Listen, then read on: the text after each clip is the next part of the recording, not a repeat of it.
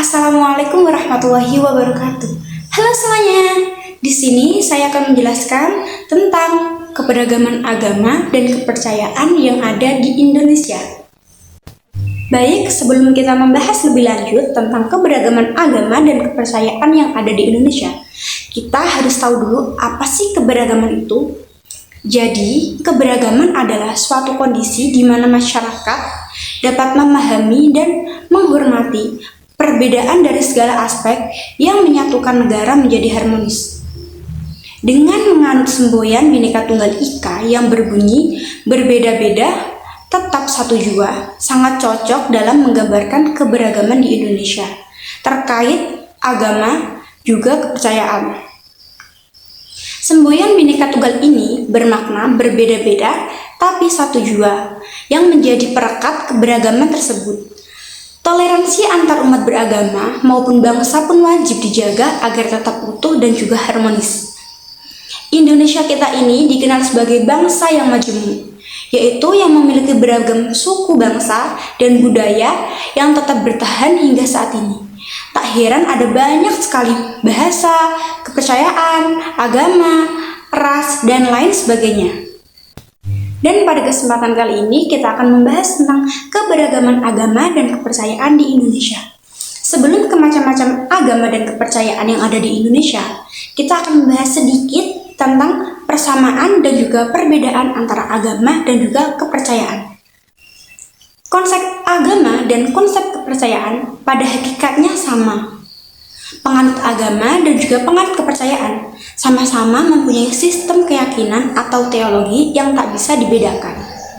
Menganut agama atau kepercayaan merupakan ekspresi dari sebuah keyakinan yang tersembunyi.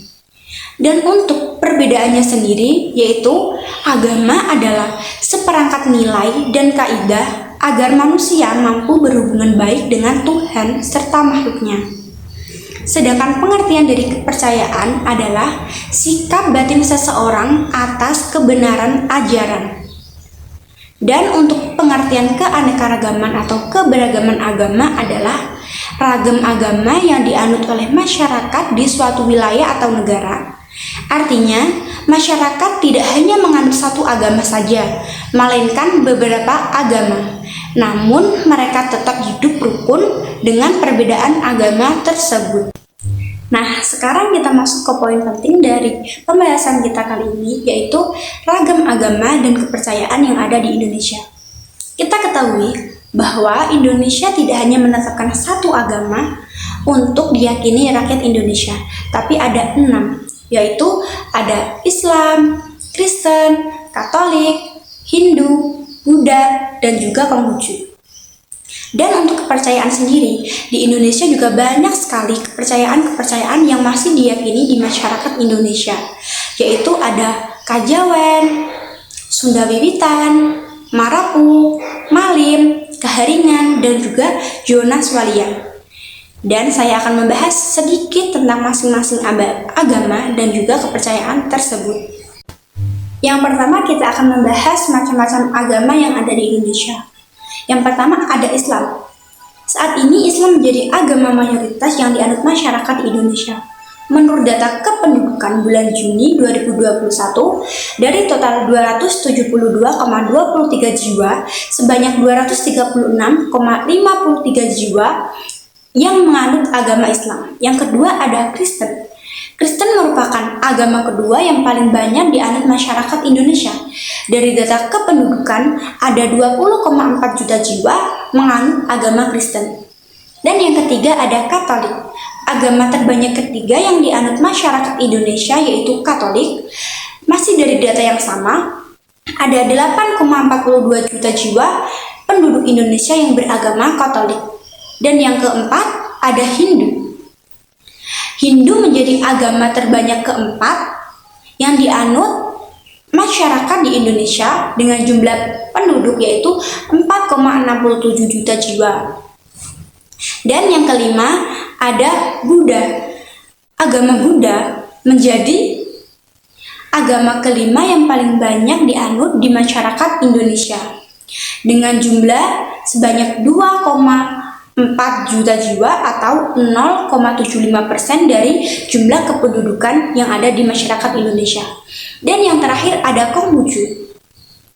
Ada 73,2 ribu jiwa yang menganut agama Konghucu di masyarakat Indonesia. Kemudian 102,51 ribu jiwa itu menganut aliran kepercayaan. Dan untuk yang lain seperti tempat ibadah dan lain-lain, kita dapat lihat di gambar. Untuk tempat ibadah agama Islam ada masjid, Kristen ada gereja, Katolik juga gereja, Hindu ada vihara, Buddha ada pura, Konghucu ada kelenteng. Dan untuk kitab suci sendiri, Islam yaitu Al-Quran, Kristen Alkitab, Katolik Alkitab, Hindu Weda, Buddha Tripitaka, dan yang terakhir Konghucu ada Sichu dan Wuxing. Dan untuk kepercayaan yang ada di Indonesia, yang pertama ada Kajawen. Budaya Kajawen muncul sebagai bentuk proses perpaduan dari berbagai paham dan aliran agama pendatang dan kepercayaan orang asli masyarakat Jawa.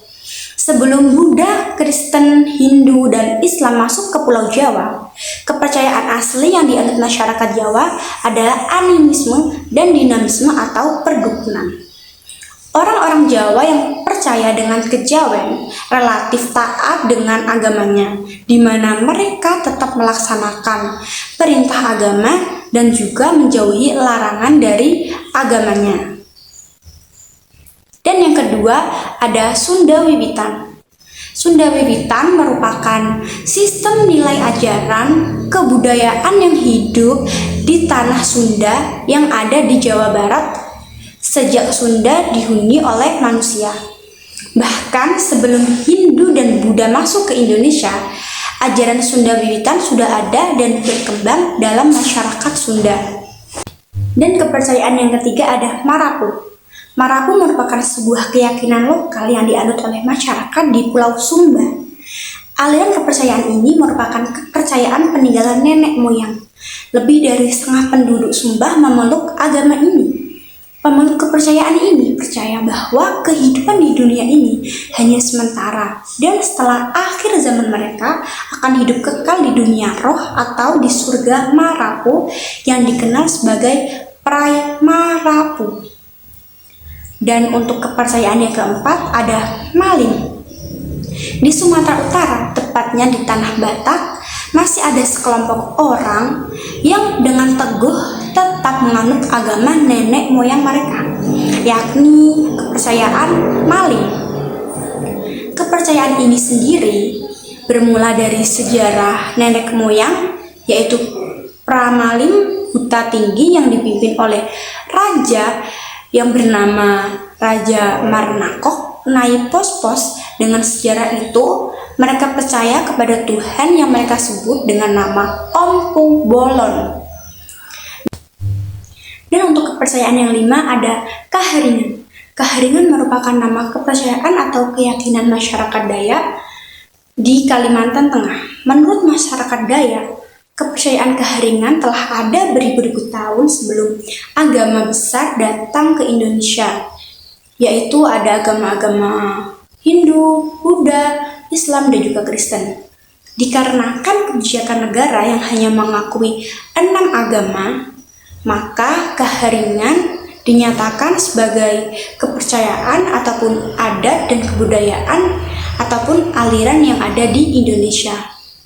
Dan untuk keyakinan yang terakhir ada Tonaswalian. Keyakinan Tonaswalian ini dianut oleh orang-orang Minahasa di Sulawesi Utara. Walian sendiri mengatur upacara agama asli Minahasa hingga disebut golongan pertama yaitu golongan pendeta. Dan untuk golongan yang kedua adalah golongan Tonaas yang mempunyai kata asal taas. Kata ini diambil dari nama pohon kayu besar dan tumbuh lurus ke atas. Selain itu, golongan Tonaas ini juga menentukan di mana wilayah terdapat rumah-rumah keamanan negeri maupun urusan untuk berperang di wilayah Sulawesi Utara.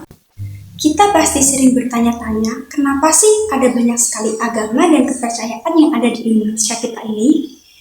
Dan jawabannya yaitu ada banyak faktor yang mempengaruhinya. Untuk faktor yang pertama ada letak strategis wilayah Indonesia.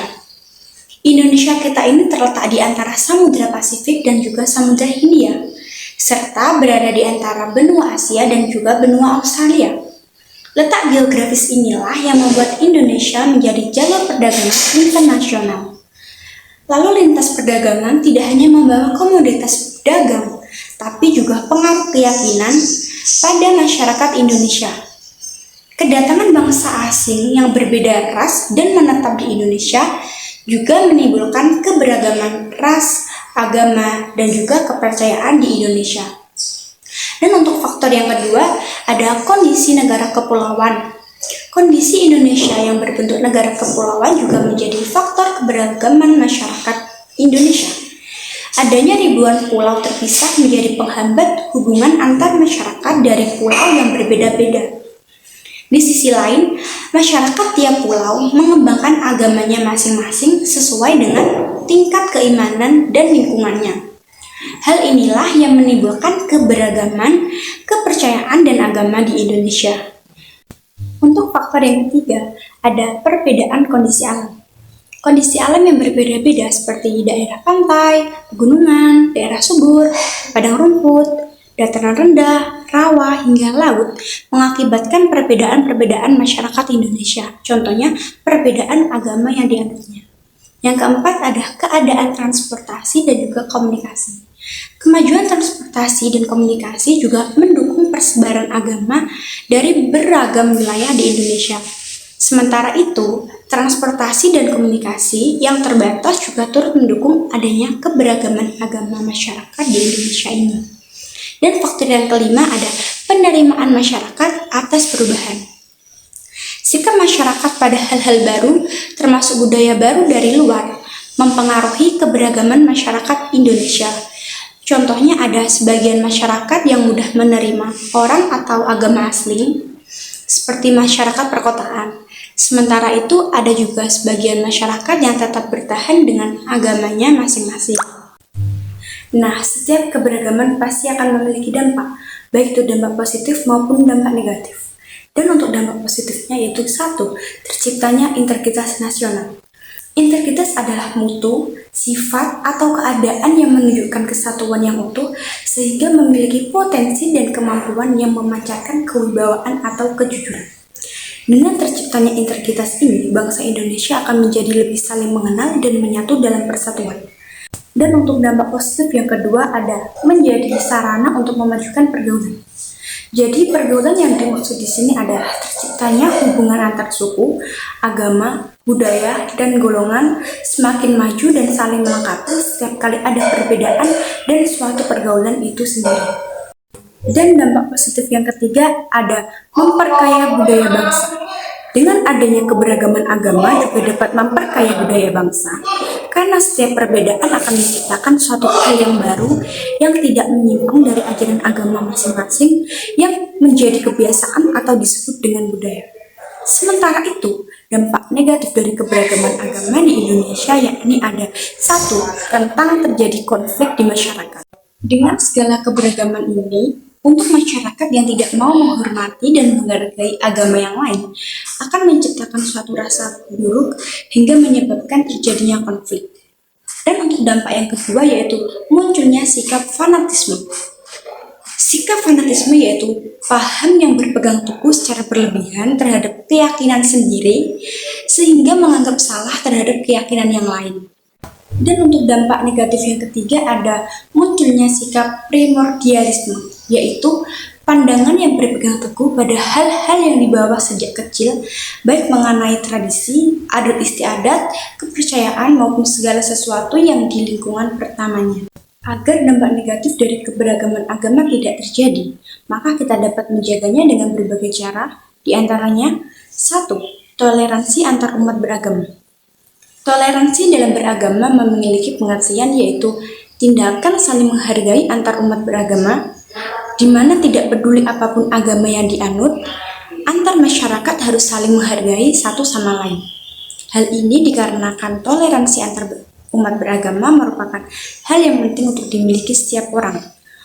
Salah satu bentuk toleransi yaitu menghargai perbedaan agama dengan orang-orang di sekitar kita. berteman dengan semua orang tidak memandang latar belakang agama yang dianutnya, menghormati adanya perayaan hari besar keagamaan yang dianut oleh orang lain. Dan untuk yang kedua ada tenggang rasa. Tenggang rasa adalah sikap dapat menghargai dan menghormati perasaan orang lain. Sikap tenggang rasa ialah salah satu dari butir-butir pengamalan sila kedua, yaitu kemanusiaan yang adil dan beradab. Ada banyak sekali contoh sikap tenggang rasa yang bisa anak-anak lakukan, baik di rumah, di sekolah, maupun komponen sosial lainnya. Berikut adalah beberapa contoh mengucapkan kata tolong ketika membutuhkan bantuan, mengucapkan kata terima kasih setelah dibantu atau diberikan sesuatu oleh orang lain. Dan untuk yang ketiga ada tidak menganggap agama sendiri paling tinggi dan baik. Di sini kita harus menerapkan sikap moderasi beragama, yaitu menghargai perbedaan agama dan keyakinan orang lain. Menghargai perbedaan agama ini merupakan hal yang sangat penting dalam moderasi beragama. Hal ini dapat dilakukan dengan tidak merendahkan atau mengolok-olok agama orang lain, serta tidak mengekspresikan keyakinan secara berlebihan yang dapat memicu terjadinya konflik. Dan untuk cara yang keempat atau cara yang terakhir yaitu menerima keragaman agama yang ada. Alasan kita harus menerima keberagaman agama adalah karena keberagaman itu merupakan kekayaan dan keindahan yang dimiliki oleh bangsa Indonesia. Keberagaman memiliki dampak positif antara lain bagi kemajuan dan keperkembangan bangsa. Baik, untuk pembahasan yang terakhir ada contoh-contoh kegiatan keagamaan yang ada di sekitar kita. Untuk salah satu contoh di sekolah ada banyak sekali, di antaranya satu, menerapkan rutinitas sholat berjamaah pada siswa. Dan yang kedua, berdoa sebelum kelas dimulai. Dan yang ketiga, menjaga kebersihan kelas sebagai bagian dari praktek iman di sekolah. Untuk yang keempat, ada membiasakan siswa berkata jujur sebagaimana yang telah diajarkan dalam agama. Untuk contoh kegiatan di lingkungan masyarakat ada satu, membersihkan tempat ibadah masing-masing sesuai agamanya. Yang kedua, ada mengadakan pengajian rutinan setiap 1 kali seminggu. Dan yang ketiga, ada membiasakan diri untuk peduli terhadap masyarakat yang beda keyakinan dengan kita. Untuk contoh kegiatan keagamaan di lingkungan keluarga ada sholat berjamaah dengan seluruh anggota keluarga, ada juga berdoa ketika makan bersama, membiasakan anak untuk selalu menghormati orang yang lebih tua, dan yang terakhir ada menerapkan hidup jujur pada anak sejak dini. Nah, itu tadi pembahasan mengenai keberagaman agama dan kepercayaan yang ada di Indonesia. Mohon maaf jika ada kesalahan dalam penyampaian materi. Jangan lupa untuk saling menghargai antar umat beragama dan semangat persatuan. Terima kasih. Wassalamualaikum warahmatullahi wabarakatuh.